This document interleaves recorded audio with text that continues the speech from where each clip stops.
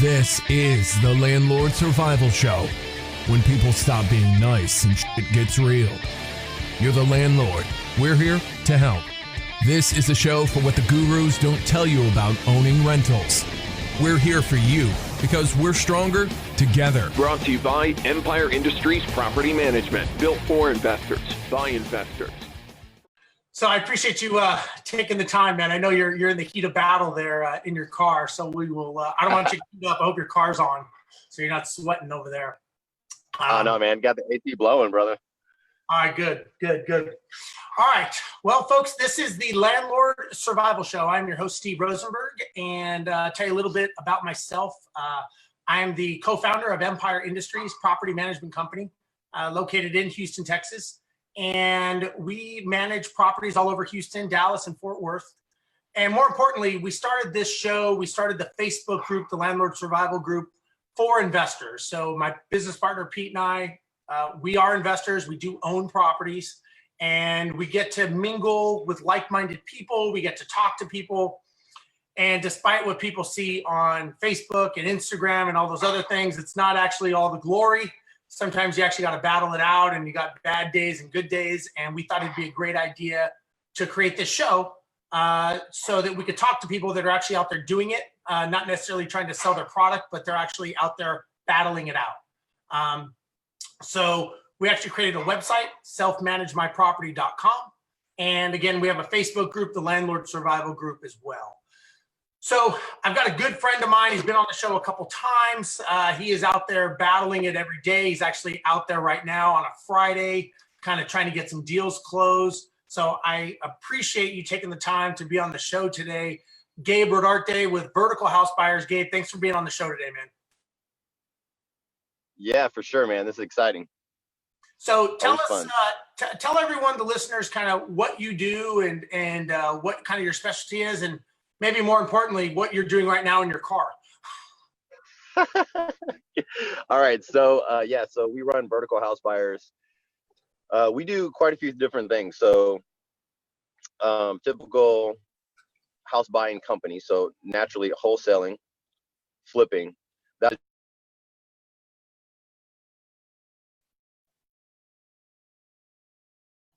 Lost you there. I didn't know how to mute my phone. You're good. All right, gotcha. All right, so acquire properties, acquire assets. We also run a group, a networking group called the North Houston Real Estate Investors. Yep. That's fun. Steve's come out there many times now, man. You're there, man. Yeah. So that's fun. You guys are awesome vendors there. You guys get a lot of good response there too, man. We try to send quite a few people there. They just ask great questions, and Kevin's there, Matt's there, and your tables always has people there in questions. It's like the table to ask questions, right? Because there's so many different things. Do you guys do this? Do you guys do that? How do you? It's not just about fees, right? Of fees and how do you manage stuff. There's these little bitty things in between. Like, how do you guys handle a tenant like this? Well, I think that the thing with that is, sorry, go ahead. No, you're good. You're good. I think with that is that, when everybody wants to own real estate, right? And so one of the first ways that people get into real estate is by, flipping, wholesaling, doing all those things. But as you know as well as I do, after a while, you're kind of like, man, this is hard work. I mean, I'm out here, trying to get deals closed, battling it out. And the people that end up being very wealthy over time end up owning real estate. And that's a whole other art and education level as opposed to just flipping and wholesaling. And I know because I've done both. And owning properties, I mean, it's kind of there's a lot of people business involved in that. You're dealing with people, you're dealing with the house, you're dealing with laws. There's a lot of dynamics to that you don't really think about once you're buying a property is four walls and a roof, right? And to me, owning the property and running it correctly, that's where it gets tough, right? And that's why people come and ask us all these questions, because they're like, hey man, what do I do if my tenant lost their job, but they're not leaving the property? Like, there's no book that explains that, right? And so I think that's why people come to us and they, again, we give free information. We help people as much as we can. And I think a lot of that is them just wanting to know, what do you do in X situation or Y situation? And I'm glad that we can be there to help. That is yeah, that's the thing though. I mean, the good job, but one of the things I realized through us on the properties is the transition. Like, I am in that transition of saying, I want more assets, I want more net worth. Wait a minute, this isn't about a house. And when I started making it just about the house, the rentals weren't doing what I need them to do. They're doing the exact opposite. You know, tenants are leaving, or I'm not negotiating with them well whenever they're in day 10, you know, and there's no payment at day 10. And I'm like, man, but they had a little bit, you know, so there's stuff that you have to do to work with people way differently than when you're just cut and dried. There's a deadline, and at that closing, you're going to get a lump sum. There's also what I realized more, so because we run the networking group, and because I know you and Kevin and so many others that have huge portfolios, I love talking to them about the mindset. If I could just grab the mindset, and I say that for anybody who's watching, if you could just grab the mindset of those who have 60 doors, 120 doors, 200 doors, right? Like, how do you look at a property? If you could grab that and learn that, you can really collapse time, because you're not just having to go asking these one-on-one small personal questions of how to deal with people, because every person's so different, every scenario is so different. You're not going to get all those questions answered, you know? And so what I realized is that if you could just grab the concepts, you know, the big picture stuff. Gabe, he has 60 something doors, and he's like, did you know that the rental, you know, when you're dealing with rentals, you're actually dealing with people? You're not dealing with the house anymore. The house isn't really even the issue. And it was an eye-awakening moment for me, because I was dealing with people issues, and I'm like, why am I dealing with these type of people? They're just a time suck or any of those type of things. And he's like, that's the name of the business now. Your business has changed. It's a different business. Leave the operating company alone. That's your job. That's why I'm in a truck right now. That's my job. But really, the rental business, you need to start looking at things in decades and not just for the next few months. Yeah, that man, that is so true. And you know, it's funny. I've never read a book or seen someone that's super successful say, you need to do it all yourself. You need to do everything on your own. There's no such thing, right? It's about leverage. Even if you wanted to own 200 houses and you wanted to, let's say you wanted to self-manage them, you're still going to not do it yourself. If you want to be successful, you're going to learn how to leverage people, how to leverage systems. You have to. You only have 24 hours in the day. You've got to be able to understand that you've got to leverage that out. And that's where people have a hard time, is they either have a control issue, or they don't think that anyone can do it as good as them, or they just don't know how to do it. So they would rather, instead of looking dumb and asking, they would rather just try it themselves and try to look smart, even though they end up failing at it. And you're right. It's not only the people business that you're in, but there's more legal action going on in the property management company. Because remember, when you have a tenant, they have rights. You have Texas property code, you have fair housing discrimination. You know, you let one tenant slide on their rent and you don't charge them late fees per the lease agreement, but you have another tenant that you don't let slide. All of a sudden, one tenant can say, wait a second, you're discriminating against me. Other tenants are being allowed to be slid. You're not letting me slide. And what you're doing by being nice, you're actually putting yourself in a possible litigious situation. And now you have just taken your business and put it in jeopardy because you were trying to be nice.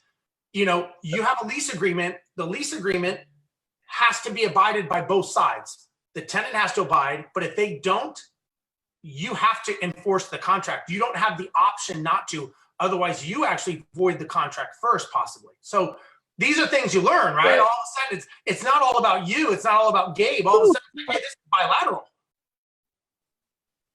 Yeah. Yeah, So, totally. Let me ask you this. What challenges have you had with your rental property so far? What challenges?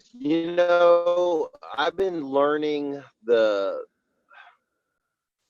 to mindset of the rehabber and the short-term guy acquiring the property, right? And not all of them go to flips, right? Not all of them go to a short term. That's the cash stuff, ones that we want. So we get the ones that we want to keep. Now we're learning, our company's in the place of saying, systematizing what that looks like. Before it was kind of like this one, we just have this tenant leave, and I was totally cool with your paint color the way it is. I mean, it was like this blue color. It's kind of in the spring area, so North Houston area, and it was okay for the neighborhood, but it didn't really match the neighborhood. But they allowed the color, and I allowed the color because I was thinking, well, it doesn't really need to be changed. And when I first got the property, we had to put in some extra stuff, like we had to do an AC unit, some other things. Well, now I found a good neutral color, and now I'm looking back at this house and I go, I bet you, not just that I could get better rents, but I could get a better rent.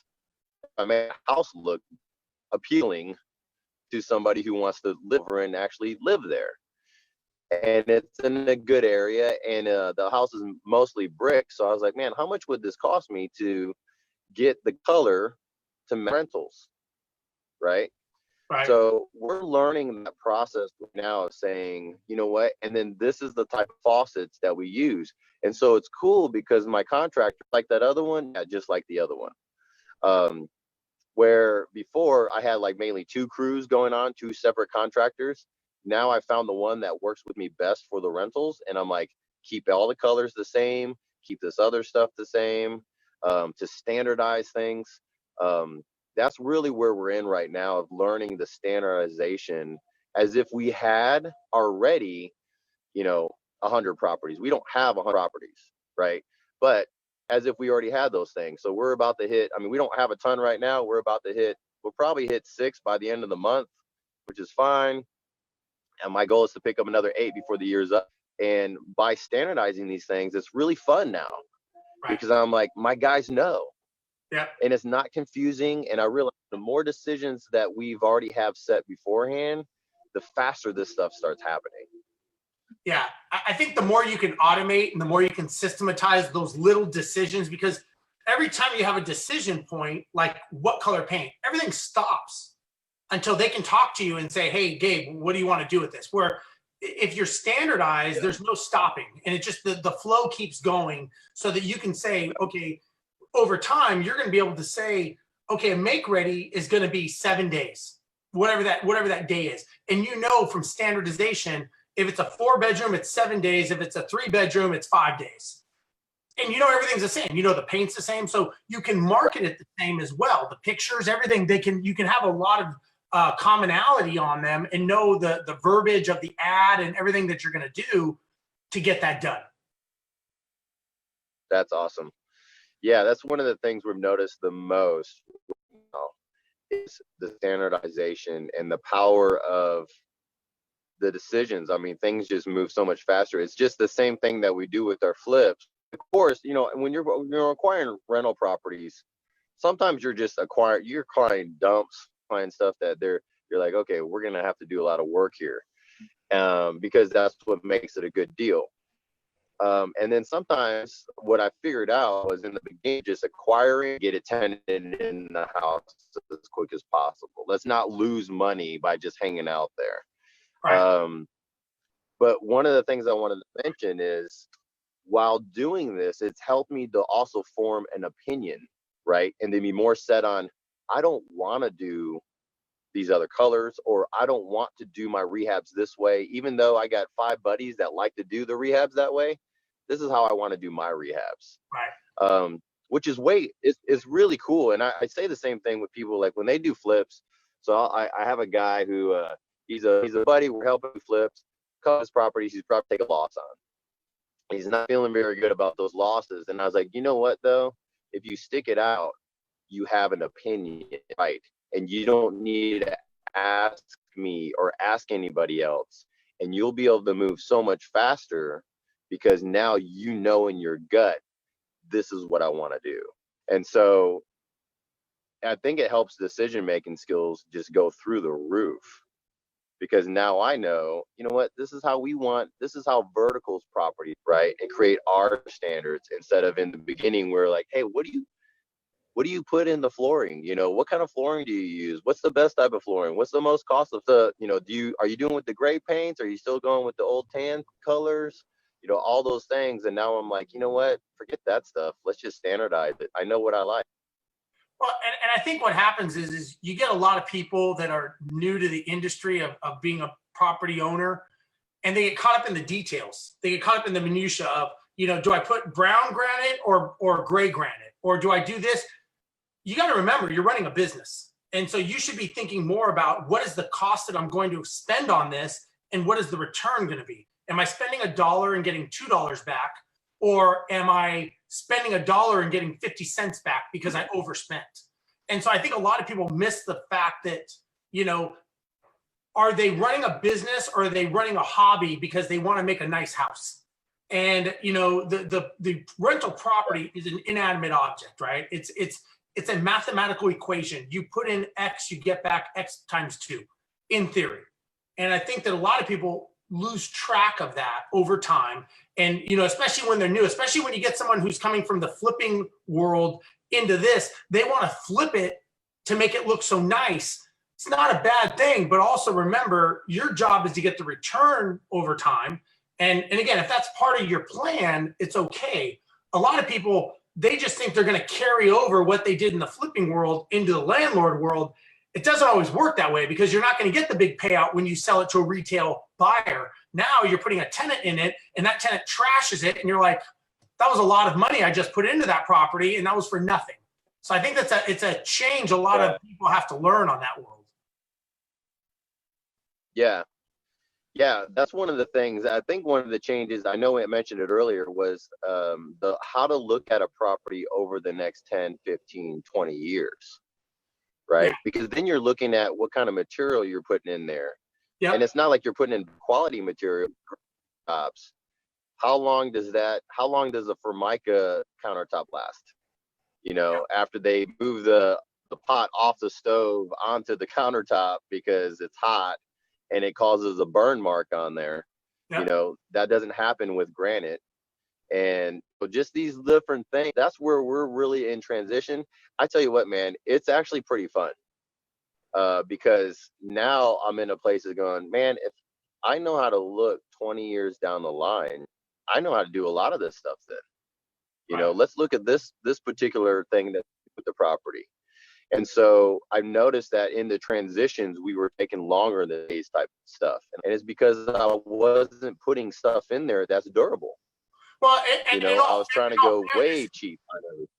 You were in construction before, so you've got a background to know about construction that the average guy probably doesn't know. Right. Yeah, and so I'll look at, cheap, so let's go put it in there. But at the end of the day, I'm like, I started realizing the power of the turnaround, right? And I don't know if you can add to that, but just how powerful it is of saying, man, we could do a set turnaround, and it's back on the market. It's on the market in 7 days. You can't do that if you're doing major renovations. Yeah, you know, no, you're right. If you're messing with the bathrooms, messing with the floorings every single time, you know.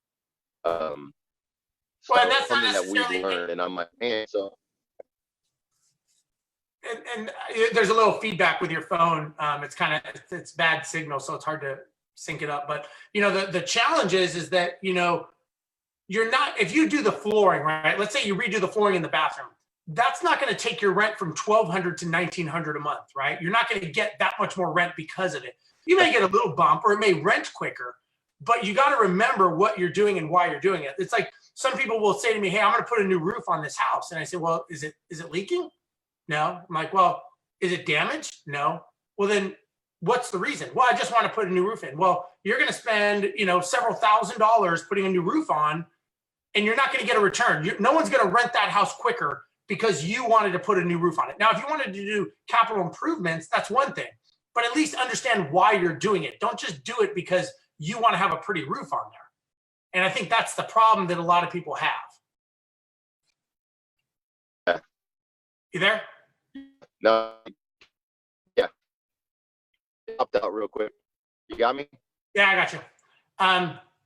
So what are you seeing right now? You're buying houses right now. What are you seeing right now in the industry? Oh, in which way? In on the flip side, wholesale, rentals? Rentals, buying and holding. Like, what are you seeing in the market right now? How many there are type stuff? Like, what are we seeing people buying? Yeah, what are people buying? What are the price points that you're seeing? How are they staying? Are you seeing a trend that it's, from the beginning of the year to now, are they staying on the market longer, less? Like, what are you seeing? Well, I mean, this is summertime, right? So the areas that I'm in, things are really low days on market. So people are making that transition before the school season, which is something that we're taking into account. That's specifically why I wanted one of the houses to be, them to be evicted out of that property because they weren't paying. And I'm learning through that process too. But I'm like, look, I don't want to miss the summer season, on getting a better rent or getting a tenant who's going to be there for 2 or 3 years, Yeah. and make that full transition. So it's just stuff to think about there. But as far as rents go, I mean, they're strong. They're really strong. Actually, so I'll give you an example. We bought this house. It's in North Houston area. When I bought it, I was thinking 1475 is a good number for this house. Like, okay, 1475 is like right there. Man, I ran comps yesterday, and we have a sign in the yard for lease. It's still on the outs. We still have some landscaping to do over this weekend. Actually, they should be starting today. And then after that, the house is ready. So it'll probably be ready by Monday, Tuesday, right? So a month and a half ago is when I bought it, 1475. Yesterday, we were getting phone calls, and it's possible for us to get 1625. Wow, that's a good jump. Okay. That's a huge jump. Now, that's very stretched out top, right, Steve? I mean, I'm pushing it at that. So I'm thinking, you know what about just doing 1600 or 1595? Something right in there, and that way it's leased, and I'm not just waiting on the market to get this extra $25, Yeah. right? And but that's what happened, and it was like maybe it's been 5 weeks, 6 weeks since we acquired it. Wow. And when I acquired it, obviously I ran comps to make sure the numbers work, and I'm like, well, 1475, but I'm gonna have a ton of equity. It's one of those really long-term plays, great area. It's one of those areas where the ARV is way above what I'm going to be getting in rents, but I just got a good deal on it. That's what I'm seeing though. So that's kind of an example of, the numbers not going down in rents. Okay. Cool. Staying pretty strong. So let me ask you this. What are you seeing as far as like, are you seeing more people wanting to get into the rental industry? Because I've been talking to a couple of large wholesale group companies, and they're telling me that a lot of their clients are kind of wanting to get more into the whole into the rental buy and hold right now. From whatever they're seeing in the industry, they're seeing something obviously that they're wanting their clients to move. Are you seeing the same thing?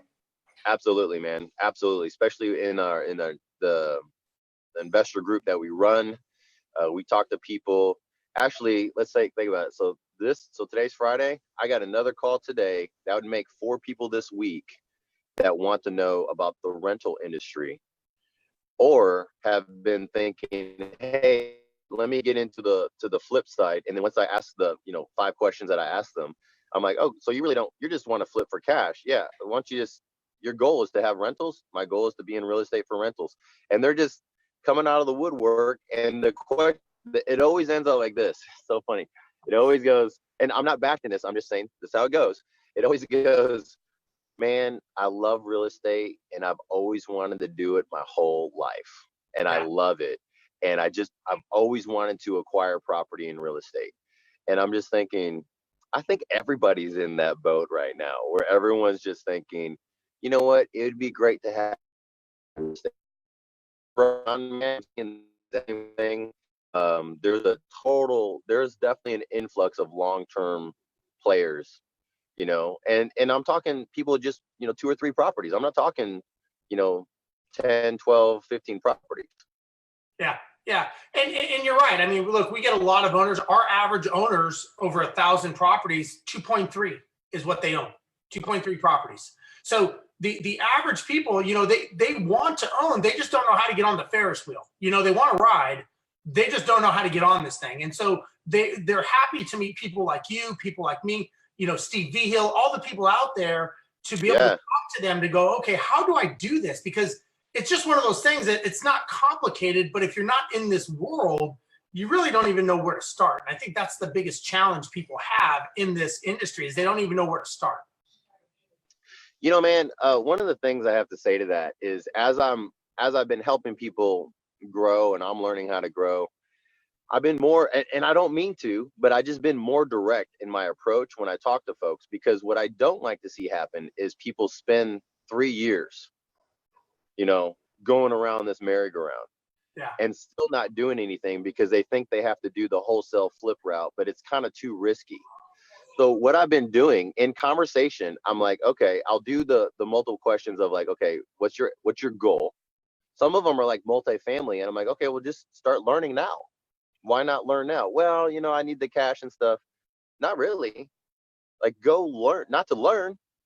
You don't need all that extra cash. Like, start going in the so what I would tell them is, you're going to spend anywhere from 8 months to 3 years finding your niche. And you're going to go all the way back to saying, man, I wish I would have just bought my first rental already. Yeah. Yeah. So what I do is then I ask them to say, hey, have you done a personality trait thing? And, I know you love personality traits, dude. Like, I know you like them. So, and I'm learning it from you, So I'll ask them, I was like, so what's your personality trait? And I go, okay, well, per your personality trait, you actually would be a freaking badass at these particular type of things. And they go, oh, I didn't know that. And I'm like, yeah, you actually would be really good at having rentals right now. Those C personalities, the ones that aren't the ones that are out there, the closers, the salespeople, not those ones. And it's almost like this light bulb goes on. It goes, man, that feels so much better. And I'm like, I probably saved you 3 years. Yeah, it's really just a matter of taking action. That's what it comes down to. It's you know what, you almost, there are a lot of people, they're afraid to fail. But the reality is you're going to fail. You're going to make a mistake. It's a failure if you don't get back up and learn from it. But the reality is you are going to make mistakes. You're going to do it wrong.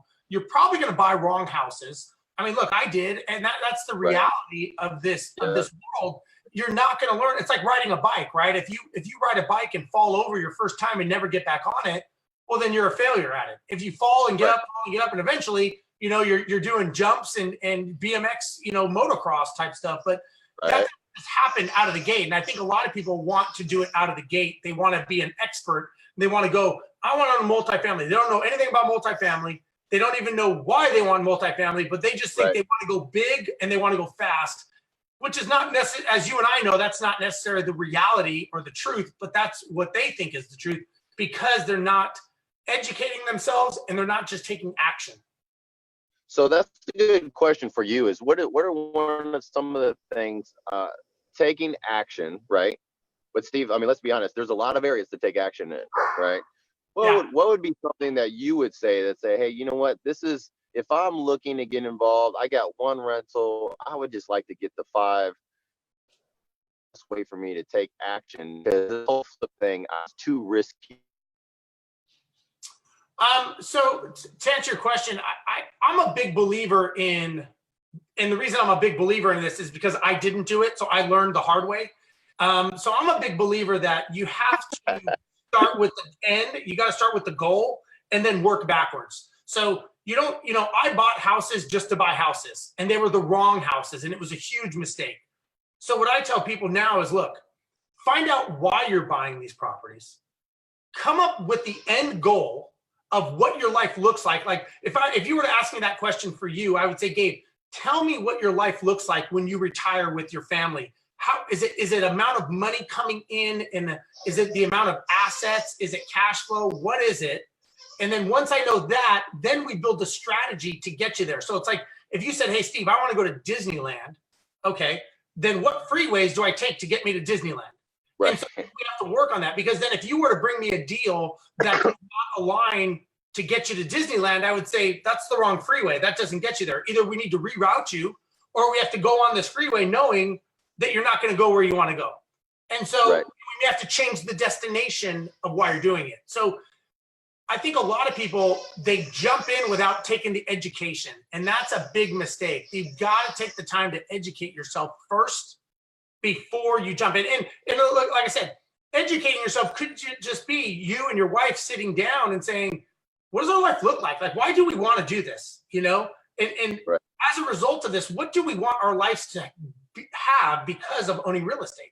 Do I want a second and third job that I'm running around dealing with tenants, not sure? Or do I just want income that's passive that someone else is dealing with and I just make decisions? And so now you're doing it more strategically and not reactive. Man, that's so good, because you know what it does? Like for us in our company, it's helping us to really enjoy the failures and the mistakes, because we'll look back and go, all right, we did it. It didn't work. Have to make sure that doesn't happen again. And just there's like this internal excitement of saying, I have something in place to now, not to say it won't ever happen and we might overstep that boundary, or we forget the step or something, but at least it's something in place going, man, if we follow this plan, we won't have to touch that again, and we don't have to go down that route. That has been the biggest transition for me, Steve, in the last, I don't know. Can you hear me good? Yeah, I can hear you. It cuts out a little bit, but you're good. Okay. That has been the biggest transition of saying, and you come to our event saying that, hey, look, treat it like a business. Yep. Treat it like a business. And since my mindset has been going, okay, like a business. Well, businesses are designed to produce great revenue without you having to be there all the time, and a possibility for you to sell it, right? Yep. And so I came from a mom and pop background. I came from a construction background that was a mom and pop background. I'm not an engineer type guy by trade. So to me to say, you know what, out of this business. My daughter, and my daughter, like she's the A personality. She wants to be, she's like, she'll come in and she's 8 years old, and her and my son, we were on a property the other day, and they go, hey, so what are you going to do with this? I mean, are you going to how are you going to make, are you going to market? And I go, well, what's the market? And they go, well, I don't know. But this is what you talk about. So tell me. Thinking at that point, and that was Father's Day. That was just, 3 weeks ago. Yeah. And I'm walking this property and I'm looking at stuff. And I wanted to make, they didn't have to have any hiccups for asking me questions on Monday morning.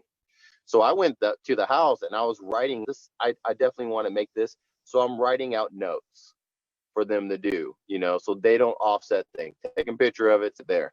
So lesson right here, okay? So I started realizing at that point, this is only 3 weeks ago, I don't want to be doing this all the time either.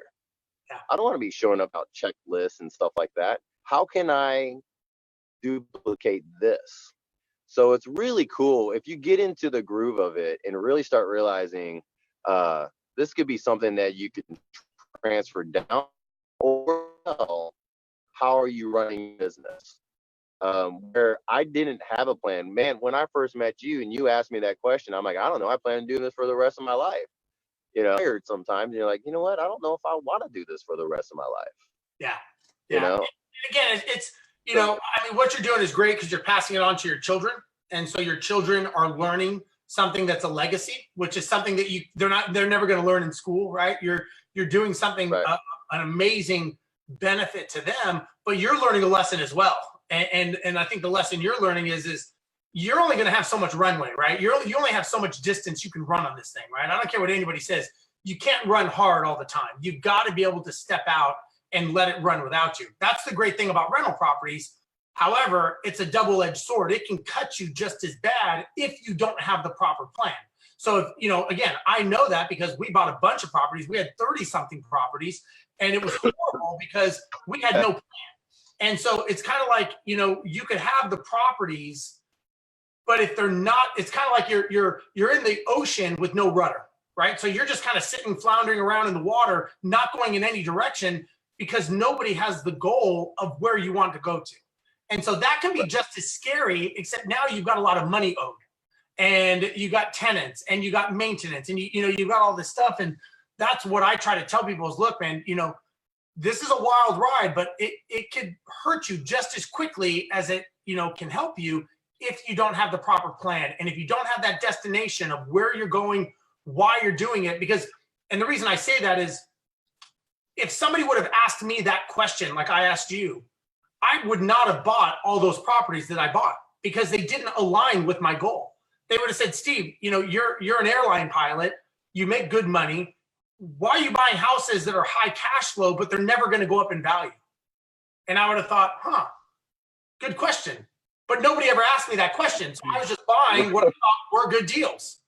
And so again, that was a value that I learned. And so again, it's those things that you got to think about and say, okay, why am I doing this? And does this align with my life and my goal? And again, I wanted passive income. Those things are nothing close to passive. That is, you know, you're in the trenches with those things, you know? Right. And so it's a very interesting thing I think that is the most overlooked part of real estate, but it's the most important part of real estate because you can buy, look, you can get a good deal all day long. You can throw enough offers out there that you're going to get a good deal. But to actually make that deal do something and make you money, that's the problem. And I think that's where the challenge comes in. Right. Man, you're right on, man. And so that's so good, because I'm just thinking about conversations I've had with people and just that need to go, I need to buy a rental property. I need to get a rental property. And so we have some good friends that I trust that have like over 100 doors. I know Steve V, he's one of my closest friends in real estate, and he guides me. You love the guy. He's a lovable guy, Wealth Club. And so I'll talk to different ones and I'll send them my whole portfolio. Like, hey, you know, that I trust them with my life, you know, this is where the taxes are, and that this charged over the course of all these properties. So I'm doing okay. And what's really fun at that point, that they could come back and go, you know what, you got a couple of these type of properties in there. I would say your next need to look like this to make that portfolio looking pretty cheap.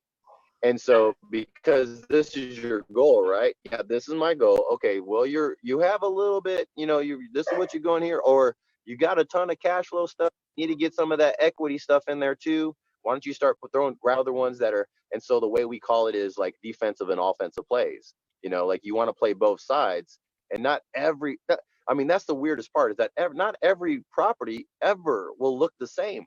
Like, unless you're doing multifamily, you know, they're all going to have their own personality, their own character, their own rents. That neighborhood you thought was going to, you know, go really well, and it was going to skyrocket. Well, it's kind of just flatlined, you know. So you thought it was going to be a great equity play over time, and you're like, well, now I have to think longer, 10, 15 years, 20 years down the line, instead of what's happening year to year, right? But I'm learning this. It's so cool and it's so exciting, because I'm like, man, once you really get the hang of it, you can start going just like stocks, like thinking it as a business, going, what do I want to put in here right now to strengthen my company? Not let me just go grab a rental property because I want to get to 50, you know? Yeah. And you know, what's funny is I think what you're learning and what I learned is, you know, you can talk to other investors about your investments, and they'll give you their opinion, and they're not out to hurt you or take from you. And a lot of people have that thing, like, I don't want to tell people about my deals, and I don't want this. And nobody really cares. You know, I mean, you know, Steve, like I said, we'll talk about Steve. Steve's a good guy. I don't know if you know this, but I flipped Steve one of his first houses when I was doing wholesaling back in 2004, 2005, when he didn't know anything about it. We were one of the first persons that sold him a deal as you know, small world, right?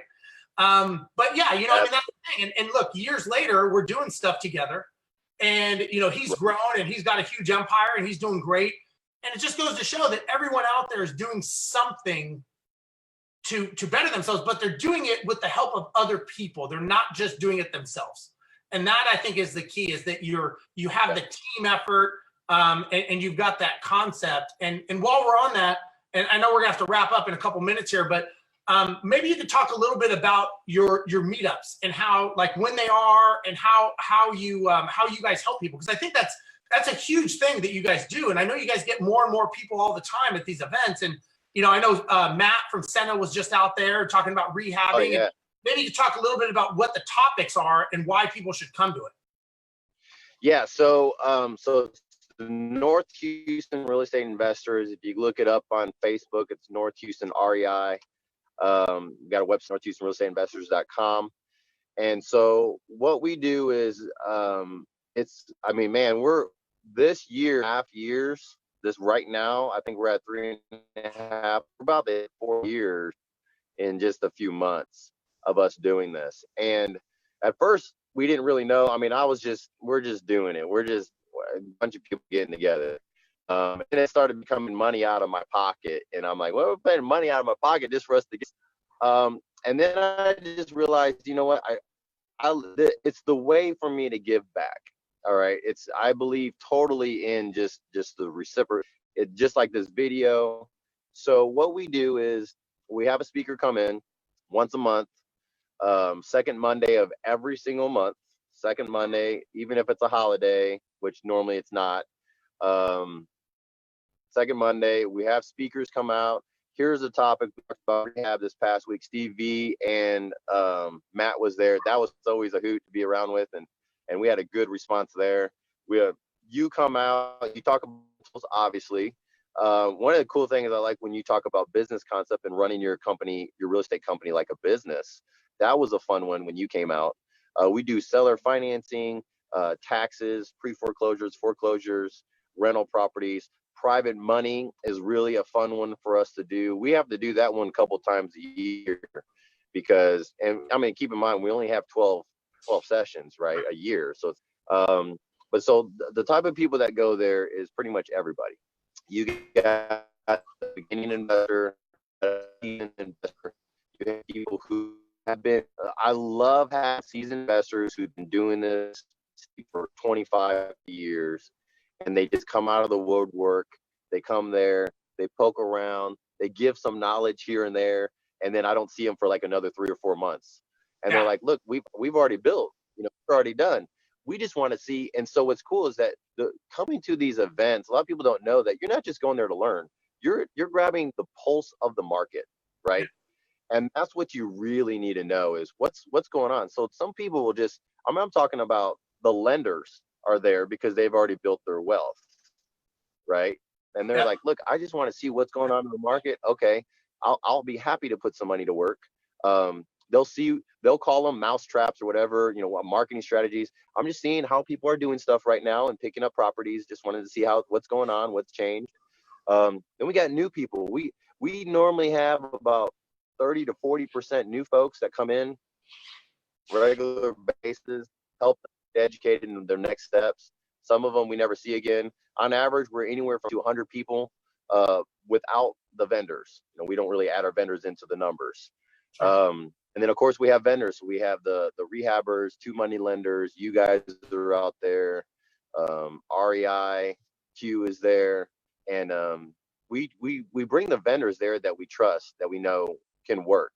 You know, that is willing to take the lead that they get from there, because at that point now we're a family. Like now we're a team. And you know, they go to your guys' table, but no one follows up with them. You know, that's not helpful for any of us. Sure. So that's a little bit about what we do, man. I mean, it's fun. We just had it this past Monday. You know, come on out. Cool. So if anybody wants to go, it's the North Houston Real Estate Investor Group, and it's on Facebook. And Gabe, you know, once again, thanks so much for, you know, God, everything that you do, man. I really enjoy talking to you. I know we've done stuff together and everything, and it's always a pleasure because look, you're just like me, right? You're out there, you're in your car right now, you're in the heat of battle, doing stuff. And in the heat of battle today. Yeah, no kidding. Today, it's definitely the heat of battle, right? Here in Houston, Texas. But again, man, thanks so much. If somebody wanted to get a hold of you at Vertical House Buyers, how would they do that? Man, give me a shout. I'm easy to get a hold of. 713-894-4272. Just give us a call. You could text us through Facebook. That's the easiest way to get a hold of us. Awesome. And if anybody wants to get a hold of us, you can get a hold of Empire Industries at empireindustriesllc.com. Or you can go to our Facebook group, Landlord Survival Group on Facebook, or you can download this on iTunes as well. We've got plenty of shows on here. Gabe's been on here. We've had a lot of good, solid operators on the show. Again, this is just our way of giving back. Just like Gabe said earlier, this is what we want to do to help out. Gabe, once again, man, thank you so much for being on the show today. I really appreciate it. Until next time, I guess we'll see you. I'm sure I'm going to be out there speaking soon at your event, and That's right. We'll have to get together again, man. So everybody, thanks for watching today, the Landlord Survival Show, and we will see you next week. Talk to you later. This has been the Landlord Survival Show. Join us next time for more of what the gurus don't tell you about owning rentals. And for even more, find us on Facebook. Brought to you by Empire Industries Property Management. Built for investors, by investors. For more information about this show, visit our website, selfmanagemyproperty.com, home of the ultimate landlord survival handbook.